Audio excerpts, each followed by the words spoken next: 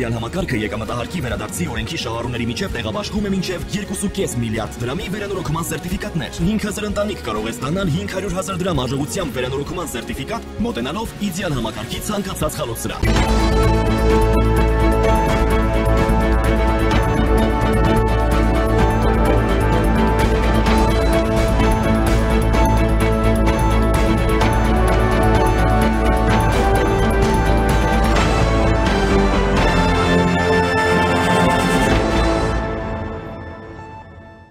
Դուք դիտում եք առաջին լրատվականը, բարև ձեզ, ես Սիրանույշ Պապյանն եմ։ Իշխանությունը գրեթե ամենօրյա պարբերականությամբ պնդում է, թե պետությունից թալանածը պետությանը վերադարձնելու գործուն քայլեր են իրականացվում։ Վարչապետն էլ ազգային ժողովում վերջերս նշեց խնդիրը, թե թալանվածը պահեստավորված չէ մի կոնկրետ հասցեում, որ գնաս բարձես բեռնատարները եւ վերադարձնես։ Թալանվածը տեղաբաշխված է տարբեր տեղերում, տարբեր ձևերով։ Երբեմն դա Հայաստանում է, երբեմն արտերկրում, երբեմն մեզ հայտնի անձանց անունով է, երբեմն մեզ լրիվ անծանոթ դրածո անձանց անունով, երբեմն անշարժ գույք է, երբեմն գումար, երբեմն արվեստի գործ, երբեմն բաժնետոմս, երբեմն գողացված է անհատից, երբեմն կառավարությունից, երբեմն համայնքից, երբեմն էլ իրավաբանական անձից։ Փաստ է, որ բռնագանցման գործերով հիմնականում անցնում են 18 թվականի նախորդող տարիների պետական պաշտոններ զբաղեցրած քաղաքական ու տնտեսական ազդեցություն ունեցող անձինք։ Հետքը ուսումնասիրել է միլիարդավոր դրամների պահանջով գործերից մեկը եւ պարզել, որ դատախազության կազմած ցանկից դուրս է մնացել Բարգավաճ Հայաստան կուսակցության նախագահ Գագիկ Ծառուկյանի հետ կապ ունեցող անձի անունով գրանցված մոտ 600,000 ԱՄՆ դոլար արժեքով բնակարանը։ Ամիսներ անց ցանկից դուրս մնացած եւ Երևանի փոքր կենտրոնում գտնվող այդ բնակարանը դարձել է ազգային անվտանգության ծառայության տնօրեն Արմեն Աբազյանի որդու սեփականությունը։ Այս եւ այլ հարցեր տաղավարում քննարկելու եմ ազգային ժողովի քաղաքացիական պայմանագիր խմբակցության պատգամավոր Հասմիկ Հակոբյանի հետ։ Բարև ձեզ Տիկին Հակոբյան, շնորհակալ եմ հրավերն ընդունելու համար։ Տիկին Հակոբյան, ոչ միայն պարբերական այսպես ամենօրյա ռեժիմով հայտարարություններ են անում, այլ ցանկացած գույքի, թեկուզ ավտոմեքենայի այսպես թալանվածը հետ վերադարձնելու հետ կապված վարչապետը պարբերաբար գրառումներ հատիկ առ հատիկ հեշթեգով հանդես է գալիս, բայց հետաքրքիր է, նախ հիմնականում այս գործերը 18 թվականից առաջ են եւ հետո մենք ունենք ցցուն օրինակ, հետքի այս նյութը, որը քանի օր է արդեն քննարկման առարկա է եւ իշխանությունից չունենք արձագանք։ Ի վերջո ձեզ մտահոգում է այնինչ տեղի ունեցել։ Ի վերջո սա համակարգային կոռուպցիայի դրսևորում է, թե ոչ, որովհետև անդադ պնդել եք, որ համակարգային կոռուպցիա չկա, բայց մենք ունենք փաստ եւ այդ փաստի հետ կապված չունենք մեկնաբանություն իշխանության կողմից։ Ի վերջո սա ձեզ մտահոգում է, թե ոչ եւ ինչ ընթացք եք տալու, համեցեք։ Կապված կոնկրետ գործի հետ կապված, հա, մեկնաբանություն իշխանության կողմից, ես իհարկե պատասխանատու չեմ մեկնաբանություն տալու, որովհետև դրան պետք է արձագանքի իրավապահ համակարգը եւ ես ինքս էլ սպասում եմ հետքի բացահայտումների արձագանքին, ինքս էլ հարցեր ունեմ դրա հետ կապված, որովհետև միանշանակ է, որ դատապարտելի է կոռուպցիոն դրսևորումները, դատապարտելի է լիազորությունների շրջանցումը եւ կարծում եմ մեզ լսող ոչ մի քաղաքացի չի կասկածում, որ դա դատապարտելի է նախ եւ առաջ հանրապետության վարչապետի համար, այնպես որ սպասենք պաշտոնական արձագանքին, ապա իհարկե, եթե Տիկին Հակոբյան այս գործն էլ կարժանանա օրինակ անիֆի ճակատագրին, էլի ոչ մի կներեք, իսկ անիֆի հետ կապված թեմային դուք որտեղից եք իմացել։ Տիկին Հակոբյան, վստահ եմ դուք հետևել եք նաև հետքի եթե հանրապետության վարչապետը չխոսեր անիֆի հետ կապված խնդիրների մասին, դրա մասին մենք այսօր միգուցե չկարողանայինք խոսել։ Եթե ինչ-որ կա խնդիրներ, ընթացքում է, դա մեկ օրում, մեկ ամսում բացահայտվող թեմաներ չեն։ Դրանք պետք է որոշ ժամանակ նախաքննություն ընթանա, ապա մի կասկածեք, որ դրա մասին կլինի պաշտոնական հաղորդագրություն եւ եթե կան ուրեմն մեղավոր անձիկ պաշտոնյաներ, ապա միանշանակ է, որ օրենքով սահմանված կարգով նաեւ պատասխանատվության կենթարկվեն, բայց այս թեման բարձրաձայնվել է վարչապետի նախ եւ առաջ հրապարակային հայտարարությունից հետո միայն։ Այնուամենայնիվ մենք տեսնում ենք այս թեմայով լրջագույն հետաքննություններ եւ իշխանության կողմից որոշակի լռություն։ Սա էլ հենց շատերի գնահատմամբ հենց ոչ թե դրվագային, այլ համակարգային կոռուպցիոն դրսևորում է։ Եվ ի վերջո Հայաստանում կոռուպցիան համակարգային բնույթ է կրում, դրվագային բնույթ է կրում, կա, չկա, ձեր գնահատմամբ։ Ասել, որ ինչ որ երկրում կոռուպցիոն դրսևորումներ չկան, դա կարծում հեքիաթ է, վստահ եք։ Արդյոք սա համակարգային է։ Միանշանակ ոչ։ Իշխանափոխությունից, հեղափոխությունից հետո համակարգային կոռուպցիա չէր կարող լինել, որովհետև մենք ինքներս պայքարել ենք հենց նման երևույթների դեմ։ Կան արդյոք կոռուպցիոն դրսևորումներ։ Միանշանակ լինելու են, եղել են, չենք կարող, հա, ինչպես ասացի, հեքիաթներին հավատալ, բայց որ դրանք բացահայտվելու են, բայց որ մեղավոր անձիկ պատասխանատվության են ենթարկվելու, սրանում խնդրում եմ ոչ ոք չկասկածի։ 7 տարի անց սպասումները չեն արդարացել հասարակության։ Պետությունից գողացածը պետությանը վերադարձնելու, ես ուզում եմ ներկայացնել, տեսեք, հա, մեքենա, հենց պատահական չնշեցի դա, որ այն ուռճացված եւ մեծ գումարների դիմաց այնքան փոքր գումար է ներկայացվում Տիկին Հակոբյան, պետական գույքի կառավարման կոմիտեն էր տեղեկություն հրապարակել, որ 23-ից 25 թվականի ընթացքում գլխավոր դատախազության ապօրինի ծագում ունեցող գույքի բռնագանձման ու պետական շահերի պաշտպանության լիազորության շրջանակում պետական գույքի կառավարման կոմիտեին փոխանցվել 21 միավոր անշարժ գույք եւ 1 տրանսպորտային միջոց, հենց այն ավտոմեքենան էր, որ ես նշեցի։ Սա գիտեք ինչու։ Ինչու։ Նախ 23-ից 25 թվականների մասին խոսեցիք, խնդրում եմ 18-ից սկսած չխոսենք սրա մասին, որովհետև մենք համակարգ ներդրեցինք, մենք մի ամբողջ դատարան իր ատյաններով ստեղծեցինք, օրենք ընդունեցինք, որը վիճակվեց նաև Սահմանադրական դատարանում եւ ընդամենը երևի 10 օր, հա, 2 շաբաթ առաջ Սահմանադրական դատարանը եզրակացություն հրապարակեց, թե որ այն խնդիր չունի Սահմանադրականության հետ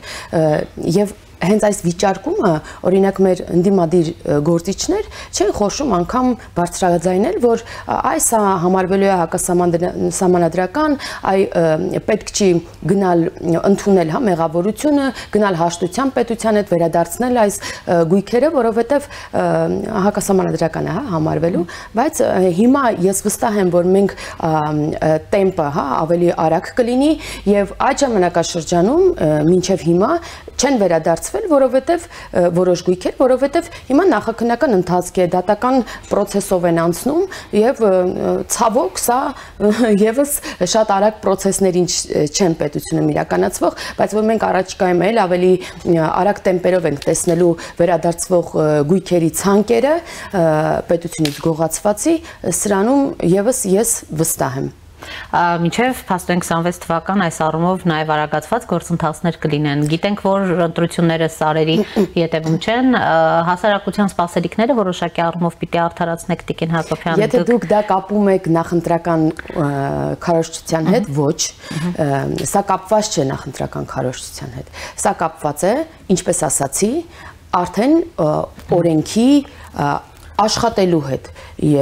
որովհետև արդեն դատարանում են շատ գործեր, դուք օրինակ ասում եք այսքան անուն գույք է վերադարձվել, իսկ քանի անուն գույքի պահանջ կա այժմ դատարանում, եւ այս պահանջները մի փուլում կլինի վաղը, կլինի 1 ամսից, 5 ամսից, թե 1 տարուց, թե հաջորդ ընտրություններից հետո, սրանք համապատասխան ժամանակահատվածում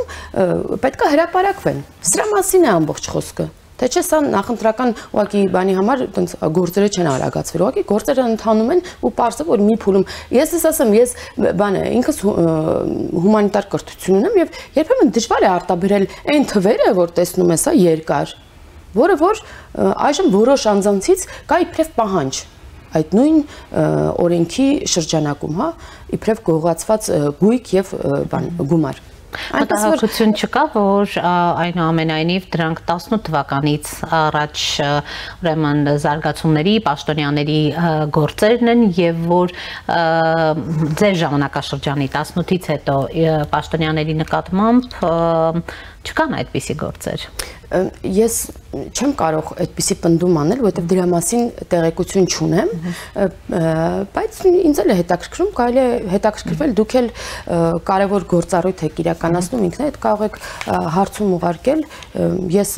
տեղեկություն չունեմ, որ միայն 18-ից առաջի դեպքերին են, միանշանակ է, որ գերակշիռ մասը, շատ մեծ մասը նախկին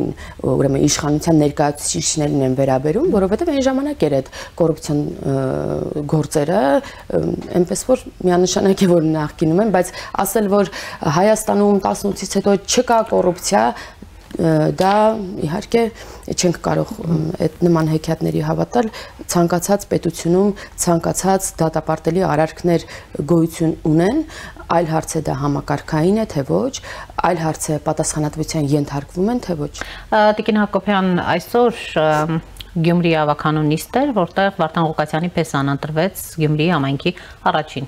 համայնքապետի առաջին տեղակալ։ Իդեպ քաղաքացիական պայմանագիրը ի տարբերություն Անդրանիկ նիստի այս անգամ ներկա էր։ Ինչու, ինչպես է գնահատում ստեղծված իրավիճակը, ինչպես է գնահատում փեսայի առաջին տեղակալ լինելը եւ ինչպես պիտի աշխատի քաղաքացիական պայմանագիր ընդդիմադիր ֆրակցիան Գյումրիի համայնքապետարանում, մենք գիտենք բյուջե կլինի, տարբեր նախագծեր կլինեն, բոյկոտելու են դրանք թե ոչ եւ առհասարակ խնդիրը Գյումրիում հանգուցալուծվել է թե նոր զարգացումների ականատես ենք լինելու, շատերի գնահատմամբ մենք այս տարվա մեջ հնարավոր է ունենանք նաեւ նոր ընտրություններ Գյումրիում։ Տեսեք, ինչ վերաբերում է փեսայի նշանակմանը, ես նաև վերնագրերի մակարդակով այդպես եմ ծանոթացել, որովհետև ձեզ մոտ էի շտապում։ Բայց փեսայից էլ ակնկալիքները մեծ են, ավելի լավ պիտի աշխատի, այդպես ասաց, հա։ Գյումրի համայնքի ղեկավարը։ Իբր ավելի լավ աշխատի։ Փեսայի հետ կապված ասում եմ, ես նիստին չեմ հետևել, չեմ հասցրել, որովհետև ձեզ մոտ էի շտապում, բայց վերնագրերի մակարդակով ծանոթացա, էլի ինչ որ ունի ազգական թե բարեկամ թե ընկեր, որ էլի ինչ որ պաշտոնում էր, վերնագրով եմ ասում, սա իհարկե հաճելի չէ նման բաներ կարդալ, ինչևէ, մեր խմբակցությունը մասնակցել է նիստին, որովհետև մենք ունենք մեր քաղաքացիներին տված խոստումներ եւ անկախ նրանից մենք իշխանություն ենք թե ընդդիմություն, մենք ամեն ինչ անելու ենք մեր տված խոստումները իրականացնելու համար։ Իհարկե լինելով ընդդիմություն սա շատ դժվար է լինելու, բայց միևնույն է մենք ամեն ինչ անելու ենք եւ նաեւ ես լիահույս եմ, որ կարողանալու ենք անել, որովհետեւ քաղաքացիական պայմանագիր խմբակցությունը ամենամեծն է ուրեմն Գյումրու ավականույում, այնպես որ մենք շանսեր ունենք իրականացնելու մեր խոստումները, որովհետև դա իշահ մեր քաղաքացիների է։ Այնինչ խոստացել է, հա, արդեն գործող քաղաքապետը իր թիմով։ Հա, դեպ ասում է ինձ թշնամի մի համարեք, թուրքն է իմ թշնամին։ Այսօրվա իր նախընտրական շրջանում ես ավելի ագրեսիվ հռետորաբանություն եմ լսել, ինչևէ, լավ է, որ դարձի է եկել պարոն Ղուկասյանը։ Ինչ վերաբերում է իր տված խոստումներին, ապա այստեղ ես ցավոք պետք է արձանագրեմ, որ չեմ կարծում, որ նրանք կարողանալու են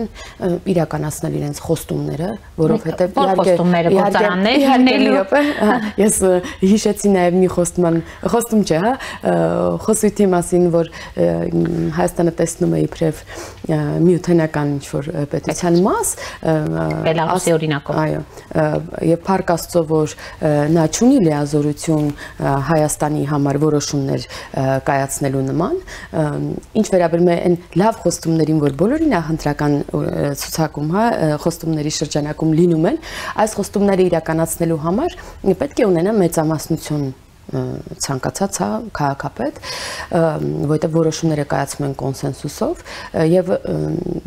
ինչպես գիտենք, չունի այսօրվա քաղաքապետը մեծամասնություն, բոլոր խմբակցությունները միավորվեցին, իհարկե բացի քաղաքացիական պայմանագրից, բոլոր ընդդիմադիր, հա, խմբակցությունները միավորվեցին եւ ողորմություն խնդրեցին նաեւ իր անձնական եւ քաղաքական հակառակորդ Մարտուն Գրիգորյանից ձայներ, որպեսզի դառնա քաղաքապետ, բայց այդ ողորմություն անող, բայց շատ մեծ գործ Վարդան Ղուկասյանի համար արած Մարտուն Գրիգորյանը նաև հայտարարեց, որ ինքը պատասխանատվություն չի կրում որոշումների եւ իշխանության համար Վարդան Ղուկասյանի, նաև ինչպես տեսակ ինագուրացիա, ինչ մասնակցեց եւ ես իհարկե չեմ սպասում, որ նա նաև գալու է եւ Վարդան Ղուկասյանի խոստումներն է իրականություն դարձնելու արդեն իբրև ավականի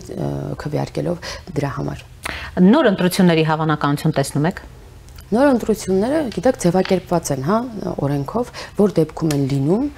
եթե կլինեն այնպիսի կոլապսային իրավիճակներ, որտեղ պետք է կենտրոնական իշխանությունը որոշումներ կայացնի, որպեսզի քաղաքը շարունակի ապրել եւ ծառայել քաղաքացիներին, ապա մենք միանշանակ կգնանք նման քայլերի։ Տիկին Հակոբյան, գանք բարձրագույն դատական խորհրդի ապրիլի 30-ի որոշմանը, որով փաստորեն մենք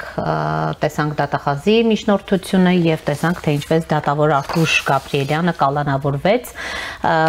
կաշառք տալու, ստանալու եւ օժանդակելու դեպքի առթիվ, այսպես է նշվում, բայց եւ իրավապահները եւ Գաբրիելյանը երկուստեք չեն բացահայտում, թե այդ ինչ կաշառքի գործ է, տեսակետ կա, որ Արթուր Գրիգորյանը կալանավորվեց, որովհետև իշխանության սրտի դատավորը չէր, եթե այս եւ այլ վճիռներ կայացրած չլիներ, հնարավոր է, որ չկալանավորվեր եւ այլն, նախ ձեր գնահատականը եւ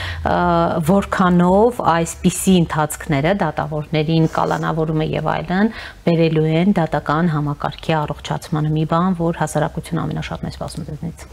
Ես իբրև նաև ընդդիմադիր լրատվամիջոցներին որոշ ժամանակ հետևող մարդ կարող եմ վստահաբար ասել, որ կան նաև այդ նույն լրատվամիջոցներում կամ, չգիտեմ, հասարակության ինչ-որ ստատուսների մակարդակով մեղադրանքներ, որ դուք ասացիք, որ մեր սրտի դատավորը չէ դրա համար, ես կարդացել եմ նաև, որ այ տեսար, ինչքան էլ դու իշխանության համար բարենպաստ ինչ-որ որոշումներ ես կայացրել, միևնույն է դու, այսպես եղավ, այսինքն երկու մեղադրանք եմ լսել ես, տվյալ դատավորի մասով, իբրև, այսպես ասած, սրտի դատավոր, իբրև ոչ սրտի դատավոր, հա, այստեղ ակնհայտ է, որ մենք կապ չունենք այս դատավորի հետ եւ առհասարակ ոչ մի դատավորի հետ, դատարանները անկախ են գործում եւ ես նաեւ այս ընթացքում, հա, դատավորի կաշառք վերցնել, դատախազության միջնորդություն եւ այլն, այստեղ որտեղ է իշխանությունը։ Որտեղ է, ինձ որպես իշխանական падգամավոր, որ հարց եք տալիս, ես այստեղ որտեղ կարող եմ ինչ-որ միտեղ միջամտել կամ անգամ, հա, ինչ-որ կարծիք հայտնել, եթե չգիտեմ ինչպես, թե ինչպես են իշխանությունները ընդհանրապես, հնարավոր է ԲԴԽ-ին, այսպես հրահանգ, այսպես ասած, հա, ոչ պաշտոնական իջեցնեն եւ այլն, ճանապարհները դուք շատ լավ գիտեք։ Խնդրում եմ, եկեք չմանիպուլացնենք նախորդիվ, ուրեմն դրվագը, դրա մասին բազմաթիվ խոսակցություններ եղել են եւ վարչապետի կողմից մեկնաբանություն, ինչը 100% կիսում եմ նաեւ ես, ինչ վերաբերում է դատավորներին, մենք դատավորներին չենք զանգում, մենք դատավորներին չենք հրահանգում այս կամ այն պատվերը կատարել, որովհետեւ դրան վերաբերում ենք ծայրահեղ վատ։ Իսկ ինչպես եք վերաբերվում, որ նույն դատավորներին զանգում են, օրինակ նախկինները, նախկին իշխանությունները։ Իհարկե, այդ է ուզում ասել, տեսեք, մենք որպես իշխանություն ունենք պարտավորություն ապահովելու, որ դատավորը կարողանա իր խղճի մտոք օրենքների շրջանակում կատարի որոշումներ, ունենա արժանապատիվ աշխատավարձ եւ այլն։ Մենք պետք է որպես իշխանություն ապահովենք, որպեսզի դատախազությունը չունենա կաշկանդվածություն եւ այս կամ այն դատավորի որևէ արատավոր, հա, վարքագծի հետ կապված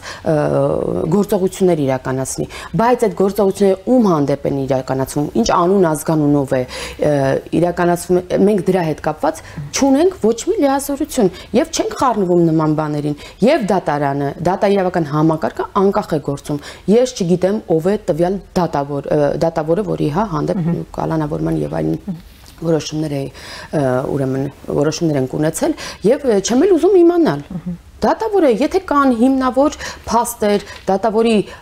կոնկրետ կաշառքի, հա, գործով, ապա իհարկե պետք է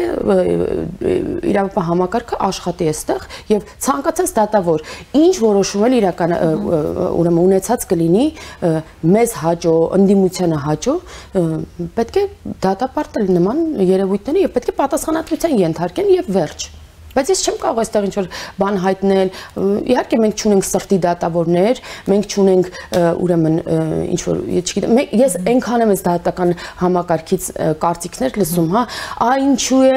մեզ քննադատել, դրանից վստահությունը չի մեծանում դատարանների հանդեպ, ինչու, Տիկին Հակոբյան, գոնե այս հարցը դստվեք։ Որովհետև երբ որ գործ է վիճարկվում, կան երկու կողմ,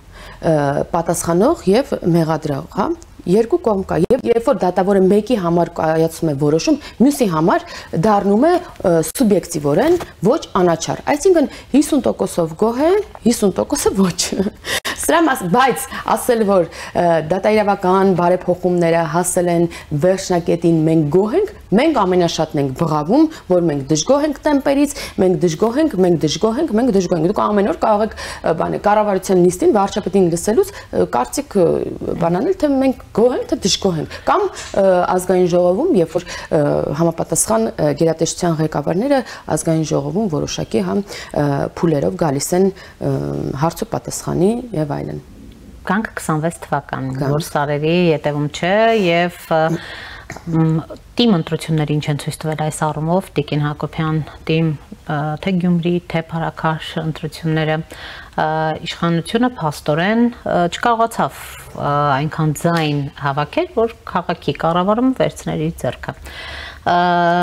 Համապետական ընտրություններին արդեն շատ վերլուծաբաններ են մեզ հյուրը լինում եւ նշում են, որ այլևս մեծամասնություն չի լինելու,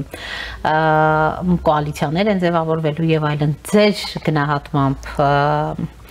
ինչ պատկեր ունենք այսօր եւ ինչ պատկեր ենք ունենալու, այսպես ասած 26-ին ընթառաջ համեցեք եւ ունեք մտահոգություններ, իշխանությունը արդյոք այսպես վերլուծում է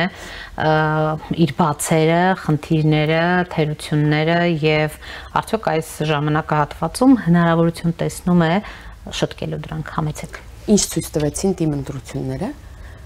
սրան պատասխանեմ, ուրեմն այսօր Հայաստանում տարբեր տիմերում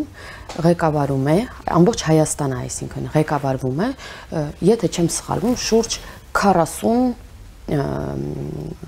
կուսակցությունների կամ միավորների կողմից։ Եվ սա նորմալ է։ Եթե ժամանակին, չգիտեմ, նոր կյանքում ընդդիմադիր Գարիկ Սարգսյանի հաղթանակը տիմում դա իրադարձություններ, մատնանշելու երևույթեր, ապա նման երևույթներն այսօր շատ են, որովհետև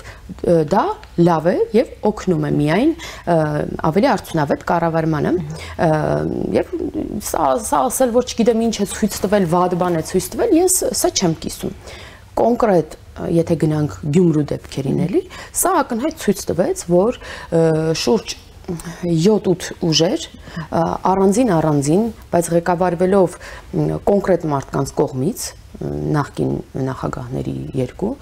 ասենց բաժանվեցին, առանձին խոստանալով քաղաքացիներին, որ իրենք չեն միավորվելու, իրենք միմյանց դեմ պայքարած ուժեր են, իրանք կապ չունեն, իրանք միայն ընկերներ են այսինչի հետ, այնինչի հետ, որոշ դեպքերում սա աշխատեց եւ մենք ունեցանք պատկեր, երբ այդ ուժերը հետո միավորվեցին եւ կարգեցին քաղաքապետ մի մարդու, ով չի ստացել մեծամասնության ձայները եւ այսօր փաստացի ընդդիմություն է Գյումրիում մի խմբակցություն, ով ստացել է կրկնակից ավել ձայն, քան քաղաքապետներ ստացել։ Սա սրա մասին եւ մենք ունենք նաեւ կարծում եմ այժմ պարտավորություն մեր քաղաքացիներին բացատրելու, որ համապետական ընտրություններին եւս այս նախկին նախագահները, որպեսզի գան ու այդ իմ ասած աներևակայելի մեծ չափի իրենց գույքը ապօրինի ձեռք բերած պաշտպանելու համար, սա միայն սրա կռիվն է, նորից իշխանություն ունենալ եւ դրա համար նրանք իրենց տարբեր ուժերը էլի մասնատելու են, առանձին հավաքելու են ձայներ, որպեսզի վերջում ունենան նախկին ղեկավար, նախկինի վերադարձ եւ սա Գյումրին ցույց տվեց, որ շատ ուղիղ հնարավոր բան է։ Դրա համար մենք պետք է հասկանանք, մենք ուզում ենք այս խայծը կուլ տալ, թե ոչ, եւ շատերը չէին հավատում եւ անգամ շատ մեծ չընտրած քաղաքացիներ երբեմն գրում են մեզ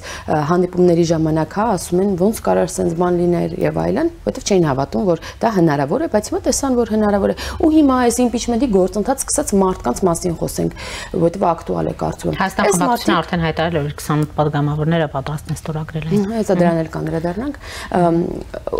Այս մարդիկ երկու գործիչներ, որոնք այժմ պաշտոնյա չեն, սրանք շատ ուղիղ կապակցված են նախկին իշխանության հետ։ Մեկը դեսպան է եղել, մարզպետ է եղել նախկին իշխանության ժամանակ։ Մյուսը բարձրաստիճան էլի պաշտոնյա է եղել, ոնց որ ոստիկանապետի, հա, խորհրդականներ թե ինչներ չեմ հիշում վերջի պաշտոնը։ Եվ իրանք հիմա եկել են, հիմա արտաքին տեսք ապահովելու համար քննադատում են իրենց ընդդիմադիր գործիչներին, որպեսզի այդպես դիվիդենդներ են հավաքում, հետո համախմբվելու են, ինչ-որ մի հատ միավոր են ստեղծելու, մասնակցելու են ընտրություններին եւ աջակցելու են իրենց հոգեվոր հորը։ Սրա մասին է ամբողջ խոսքը։ Տիկին Հակոբյան, երբ նշեցիք ձեր խոսքում, որ փորձելու են իրենց ունեցվածքը հսկայական ահռելի պահել, հենց այս առումով էլ նորից վերադառնանք այն կետին, երբ պետությունից գողացվածը, թալանվածը պիտի վերադարձվեր եւ հենց այս մարդկանցից մենք ինչու ենք հետ վերադարձած։ Ունենք պահանջներ, որոնք վիճարկվում են, եւ ինչ որ մի փուլում ոչ միայն նրանք, այլև ձեր նշած այժմ պաշտոնյա Վարդան Ղուկասյանից եւս կան պահանջներ, եւ այս մարդը ի տարբերություն մյուսների նաեւ միջև պայքարի մեջ մտնելը կանգնեց հայտարարեց, որ իր էսեի ուզում, ես հիմա հանգիստ ապրում էի, հիմա ստիպում եք ինձ մտնել քաղաքական պայքարի մեջ, որովհետեւ դա է միակ ձևը պաշտպանելու բանը, այդ իրենց գողացած Ռոբերտ Քոչարյանն է ակտիվացել, Տիկին Հակոբյան ասում է, որ տեսնում է հնարավորություն դիմադիր, դե վերջին շրջանում ավելի շատ է հրապարակային ելույթներով, հարցազրույցներով հանդես գալիս եւ հիմա էլ պնդում է, որ տեսնում է հնարավորություն դիմադիրների, այսպես ասած, համախմբման։ Սա ապացուցում է իմ նախորդի ասածը, որ ես ասում եմ, այդ մարդկանց հետ ունեմ անձնական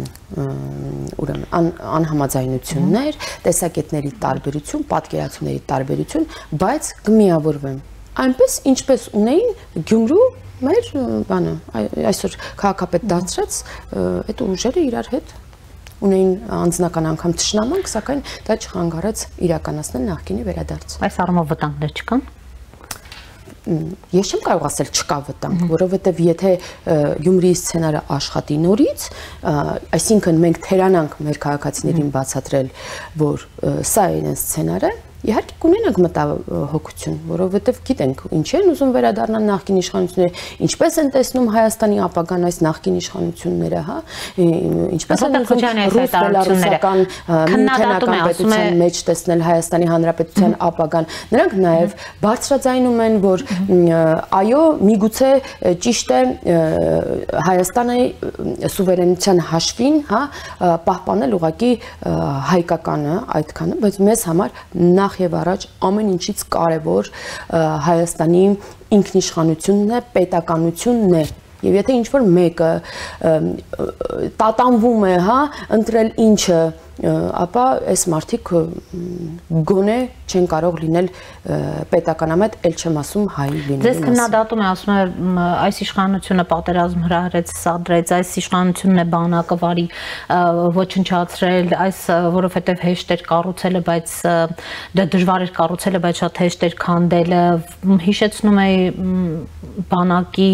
այսպես սխրագործությունները իր պաշտոնավարման տարիներին, սա ինչպես է գնահատում Տիկին Հակոբյան։ Ախր հիմա որ գնահատեմ, կասեմ դե լավ գիտենք ինչ է բանը, տավտոլոգիա է էլի հնչելու, բայց քանի որ հարցնում եք, ասեմ, իր կառուցած բանակը, իրենց կառուցած բանակը մենք տեսել ենք։ Մենք տեսել ենք ինչպիսի սպառազինություն ունեինք, ինչ ունեինք եւ մեր բանակի սխրագործությունները, որոնք եղել են միայն մեր զինվորների արիության, հայրենասիրության հաշվին եւ վերջ։ Այո, մեր զինվորները կանգնել են, ասենք, չգիտեմ, սառցակալած դիրքերում, ցեխոտ խրամատներում, կոնսերվի բանկաներով պաշտպանության համակարգի ներքո եւ 80-ականների զենքերով, որոնք ինչպես իրենց բաներ քաղաքական այդ առաջնորդներն էին ասում, շատ կառուցողական զենքեր էին։ այս մինչև 18-ը իրենց հայտարարություններից։ Բայց նաև պատերազմը ցույց տվեց, որ այժմ ինչ դար է, ինչպիսի անվտանգության համակարգ է պետք ունենալ, ինչպիսի զենքեր է պետք ունենալ, ինչպիսի առհասարակ սպառազինություն է պետք ունենալ, ել չեմ ասում են գողացված վառելիքների մասին, իրենց այն գեներալների մասին, որոնք գողանում էին զինվորի ուրեմն հացը, ոչ միայն այդ վառելիքը, այդ սպառազինության գումարները, որոնք պետքա մենք ունենայինք, որպեսզի լինեինք ավելի հզոր բանակ եւ ավելի պաշտպանված զինվոր ունենայինք, այդ գումարները այսօր ապօրինի գույքի ուրեմն վերադարձի, հա, այս գործով են անցնում, հենց այդ գումարները, որոնք պետք է ծառայեին մեր բանակը հզորացնելուն, սակայն ծառայում էին մարդկանց տարբեր զրոներով, հաշիվներով, տարբեր երկրներում, տարբեր, չգիտեմ, ինչեր ունենալու գույքեր եւ բանակը թալանել են, բանակի հաշվին հարստացել։ Իսկ սա հարց է։ Պետք է ուղիղ որպես պնդում ասել, այո, բանակը թալանել են, այո, նաև բանակի հաշվին հարստացել են, ինչի մասին է խոսքը, ամեն ինչի հաշվին հարստացել են, բնական պաշարների հաշվին են հարստացել, մեր, չգիտեմ, ենթակառուցվածքների, ավելի լավ ենթակառուցվածքների հաշվին են հարստացել, մեր ավելի ապահով ծերերի հաշվին են հարստացել, մեր կրթության որակի հաշվին են հարստացել, այսօր որ մենք այդքան ներդրում ենք անում, բանակից հետո, հա, պաշտպանական համակարգին հատկացումներից հետո երկրորդ ամենամեծ բյուջեն կրթությանն ենք մենք տրամադրում, որովհետև շատ կարևոր է այս կրթությունը, որովհետև ամեն ինչի հիմքն է կրթությունը։ Բայց իրենք նաև այդ կրթության հաշվին են, ամեն ինչի հաշվին հարստացել են։ Այսօր մենք ունենք, չգիտեմ, օրինակ որ հետևեք, հա, մանկապարտեզներ, սեփականաշնորհած մասնագի եւ սրա նրա տունն է դարձել կամ գործարանն է դարձել, դպրոցներ նման։ Տիկին Հակոբյան, բանակից են չէ խոսում։ Հակադարձում են, ասում են, լավ, ինչու այդ մարդիկ այսպես անցնում են գործում, որտեղից գիտենք դրա մասին։ Ես ազատազրկված չեն, այդ մարդիկ կամ ազատազրկվեցին, հետո արդարացվեցին։ Ասենք այս մարդկանց նստացրեք, հիմա մեզ լսող քաղաքացիները վստահ եմ ասել են, հա, տենց է պետք դրանց, միգուցե ասեն, այո, պատերի տակ իրանց սատկացնել է պետք, բայց մենք ինչով ենք տարբերվում այդ մերժված իշխանություններից, դրան պետք է գնալ ինստիտուցիոնալ ճանապարհով, դրանք մենք ինստիտուցիոնալ ճանապարհով գնալով, մենք օրենք ընդունեցինք, դատարան ստեղծեցինք, որովհետև ինչպես վարչապետն է ասում, տենց հեշտ չի, հեշտ չեն գրփել չրփել, որ միատել մենք հեշտությամբ հետ բերենք։ Դրանք այո, չգիտեմ ում, չգիտեմ ինչի անունով ինչ որ բաներ են եւ սրան պետքա գնալ, այո, ինստիտուցիոնալ ճանապարհ։ Մենք ոչ պադեզներում ծեծելու ենք, ոչ գլուխները, չգիտեմ, զուգահանակոնքին խփելով, ջարդելով սպանելու ենք, ոչ զանգով դատապարտելու ենք, նստացնելու ենք, ոչ ընտանիքին եւ իր հետ կապակցված, հա, չգիտեմ, բարեկամական կապ ունեցող մարդկանց նեղացնելու ենք, մենք գնալու ենք, մենք գնում ենք, ոչ թե գնալու ենք, հետագայում են, այո, գնալու ենք ինստիտուցիոնալ ճանապարհով։ Շնորհակալ եմ Տիկին Հակոբյան։ Շնորհակալ։ Առաջինի տաղավարը զրուցում էի Ազգային ժողովի քաղաքացիական պայմանագիր խմբակցության պատգամավոր Հասմիկ Հակոբյանի հետ։ Կհանդիպենք։